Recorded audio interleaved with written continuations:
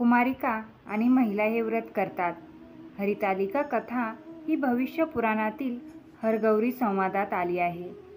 देशाच्या अनेक राज्यात हरतालिका व्रत साजरे केले जाते। भाद्रपद तृतीयेला केले जाणारे हे व्रत यावर्षी 6 सप्टेंबर 2024 रोजी केले जाईल। या दिवशी सकाळी स्त्रिया लवकर उठून स्नानादी करून नवे कोरे वस्त्र परिधान करतात, साज शृंगार करतात।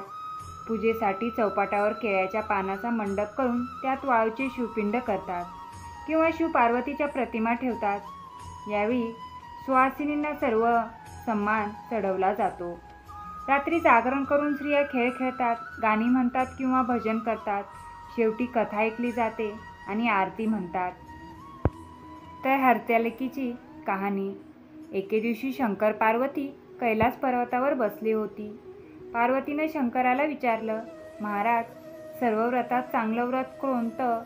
श्रम थोडे आणि फळ पुष्कळ असं एखादं व्रत असेल तर मला सांगा, आणि मी कोणत्या पुण्याईनं आपल्या पदरी पडले हेही मला सांगा।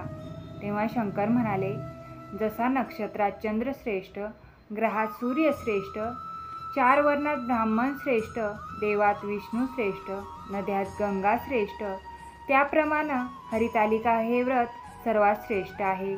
ते तुला सांगतो। तेच तू पूर्वजन्मी हिमालय पर्वतावर केलंस आणि त्याच पुण्यानं तू मला प्राप्त झालीस।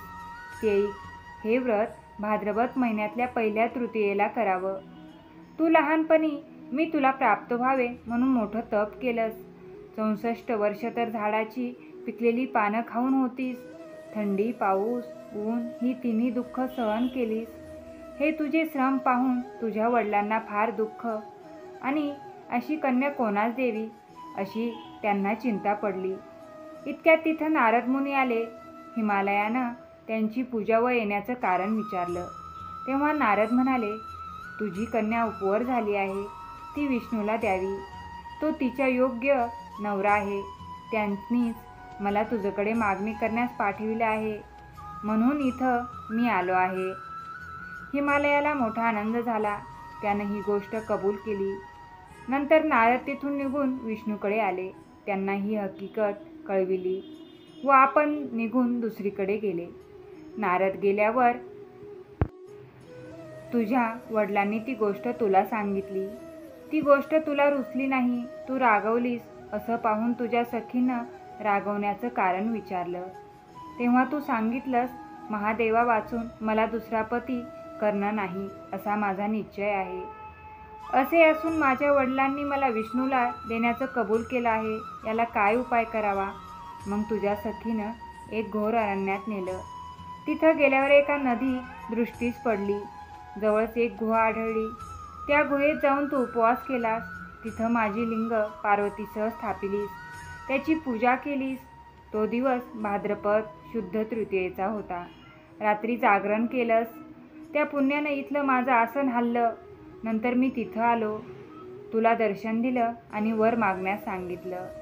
तू म्हणालीस, तुम्ही माझे पती व्हावं, याशिवाय दुसरी इच्छा नाही।